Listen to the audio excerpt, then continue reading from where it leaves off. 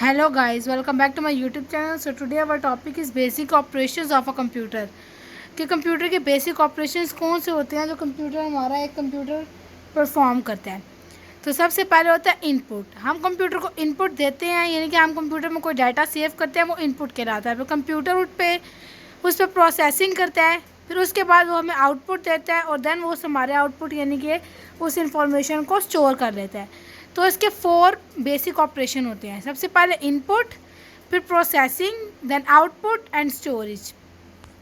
सो अब इनकी ब्रीफली इनको देखते हैं कैसे काम करते हैं। Input operation, the input operation is use to accept data. कि जो इनपुट ऑपरेशन होता है वो हमारा डाटा एक्सेप्ट करता है एंड इंस्ट्रक्शंस और हमारी हिदायत को using input devices such as keyboard and mouse. The input operation is used to accept data and instruction using input devices such as keyboard and mouse। कि जो इनपुट ऑपरेशन है वो हमारा डाटा और इंस्ट्रक्शंस यानी कि हम उसे डाटा देते हैं और जो हिदायत देते हैं उसको इनपुट डिवाइसेस के ज़रिए एक्सेप्ट करते हैं। अब इनपुट डिवाइसेस कौन सी होती हैं जिसे हम अपना डाटा कंप्यूटर में इनपुट करते हैं या लैपटॉप में इनपुट करते हैं, जिसमें कीबोर्ड आता है और हमारा माउस आता है। सेकंड है प्रोसेसिंग ऑपरेशंस। कि कंप्यूटर किस तरह हमारा जो डाटा हम उसको देते हैं उसको प्रोसेस करता है, उसको कैसे अमल में लाता है। The processing operation is use to perform different operations on the data. ठीक है, कि जो प्रोसेसिंग ऑपरेशन है वो बहुत से ऑपरेशंस डाटा पे परफॉर्म करता है, जिसमें अर्थमेटिक ऑपरेशंस आ जाते हैं। अर्थमेटिक ऑपरेशंस में आपकी addition, subtraction and logical operations आ जाते हैं। The arithmetic operations include addition, subtraction, multiplication and division.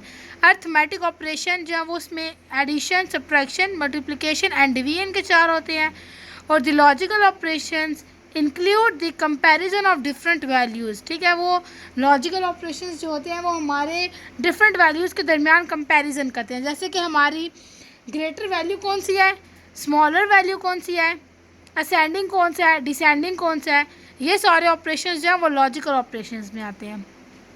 The processing is done by the processor. और ये जो प्रोसेसिंग होती है वो प्रोसेसर करता है। थर्ड है इनपुट ऑपरेशन, यानी कि इनपुट ऑपरेशन के बाद आउटपुट ऑपरेशन आ जाएगा। The output operation is use to display output to the user.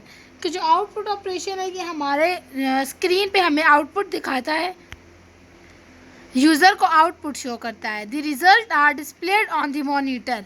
कि जो हमारा रिज़ल्ट होता है, हमारी इन्फॉर्मेशन जो हम उसे देते हैं, डाटा उसको स्टोर करवाते हैं, उसका जो रिज़ल्ट निकलता है उसको ये मॉनिटर पे शो करता है और प्रिंट यूजिंग द प्रिंटर, या फिर प्रिंट करता है प्रिंटर की मदद से। The commonly use output devices. के जो कॉमनली यूज आउटपुट डिवाइसेस हैं जिन पे हमें हमारा रिजल्ट शो होता है उसमें आता है मॉनिटर, प्रिंटर एंड स्पीकर। ये 3 चीज़ें होती हैं। फिर नेक्स्ट हमारा 4th है स्टोरेज ऑपरेशन।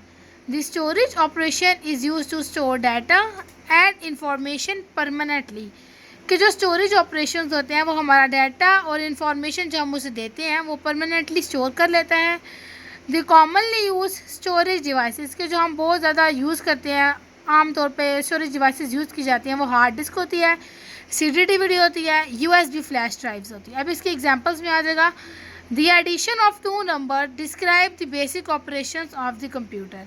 कि जो 2 नंबरों को जब हम जमा करते हैं यानी ऐड करते हैं तो वो हमें जो बेसिक ऑपरेशन है कंप्यूटर का वो डिस्क्राइब हो जाता है। बेसिक कंप्यूटर का ऑपरेशन यही होता है कि उसमें अर्थमेटिक ऑपरेशन हमें शो हो जाता है। The computer perform the input operation to input 2 numbers from the user. फिर जो कंप्यूटर है वो इनपुट ऑपरेशन तब यूज़ करता है जब उसे यूज़र कोई 2 इनपुट नंबर देता है, तो वो उस इनपुट नंबर को अपने अंदर इनपुट करने के लिए इनपुट ऑपरेशन यूज़ करता है।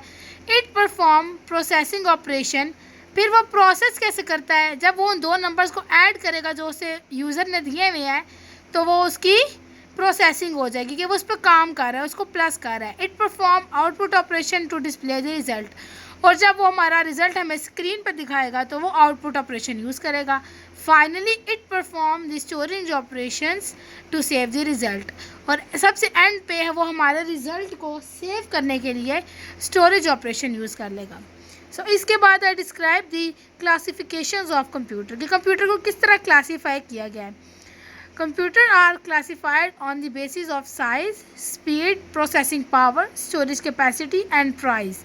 कि जो हमारे कंप्यूटर्स हैं उनको बेसिकली साइज़ यानी कि उसके हजम, स्पीड, उसकी रफ्तार, प्रोसेसिंग पावर कि वो कितना जल्दी उस पर काम करता है, स्टोरेज कैपेसिटी कितनी स्टोरेज कैपेसिटी रखता है, एंड प्राइस, इन सब चीज़ों पर क्लासीफाई किया जाता है। तो computer can B classified into following categories कि जो हमारा कंप्यूटर है वो 4 कैटेगरीज में क्लासीफाई किया गया है, जिसमें सबसे पहले सुपर कंप्यूटर, फिर mainframe computer, then mini computer and micro computer. So आज हम super computer is the fastest and the most powerful computer कि जो सुपर कंप्यूटर है ये सबसे ज़्यादा तेज़ और सबसे ज़्यादा ताकतवर यानी कि ताकत रखने वाला कंप्यूटर है। It is the biggest in size, ये वज़न में जो वो अपने बहुत बड़ा है, and more expensive in price और बहुत महंगा है देन अदर कंप्यूटर्स, दूसरे कंप्यूटर्स की निस्बत। The modern super computer consist of 1000 of micro processors कि जो मॉडर्न सुपर कंप्यूटर है वो जो है उसके अंदर 1000 माइक्रो प्रोसेसर है, यानी वो इतनी स्टोरेज कैपेसिटी रखता है कि उसके अंदर 1000 माइक्रो प्रोसेसर है, वो इतना जल्दी काम करता है। The modern super computer consists of thousands of microprocessors. It can process many trillions of instruction in 1 second. कि आपने कंप्यूटर में जितनी भी जल्दी डाटा स्टोर करना ना, तो ये कंप्यूटर 1 ट्रिलियन सेकेंड, 1 ट्रिलियन जो है आपका डाटा, 1 ट्रिलियन MB डाटा आप कह लें कि 1 सेकेंड में स्टोर करेगा। It has very large storage capacity and can store several thousand times. ठीक है कि इसकी स्टोरेज कैपेसिटी बहुत ज़्यादा है और ये सेवरल थाउजेंड टाइम्स डाटा जो है वो एवरेज डेस्कटॉप कंप्यूटर से तेज़ सेव करता है।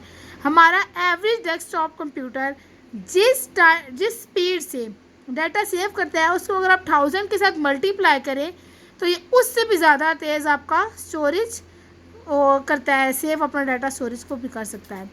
It also consume so much energy कि आपकी बहुत ज़्यादा एनर्जी भी लेता है। The cost of 1 super computer can be up to 7 billion trillions. ठीक है कि इतना महंगा ये 7 बिलियन ट्रिलियन डॉलर्स का ये आपका एक सुपर कंप्यूटर आता है।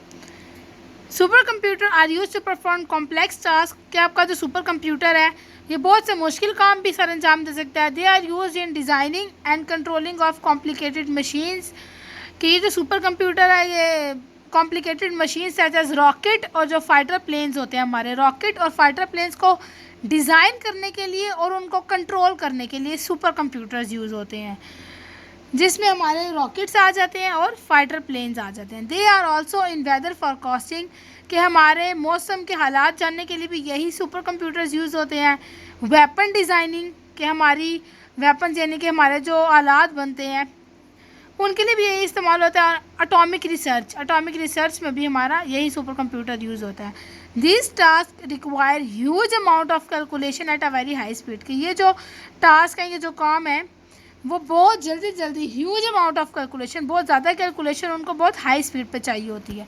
मैनी ऑर्गेनाइजेशंस इन पाकिस्तान, ठीक है, जो पाकिस्तान में सुपर कंप्यूटर कौन कौन से ऑर्गेनाइजेशंस यूज़ करती हैं, जिसमें Pakistan atomic energy research centre आ जाता है और स्पार्को आ जाता है। ठीक है, 2 examples of super computers manufacturers के जो सुपर कंप्यूटर मैन्युफैक्चरर्स हैं उनकी 2 एग्जाम्पल ये हैं, क्रे INC एंड IBM। ठीक है, फिर इसकी एग्जाम्पल में आ जाएगा road runner, blue gene, deep blue, ASCI white. I hope you like this video. If you like this video, kindly like, share and subscribe my channel.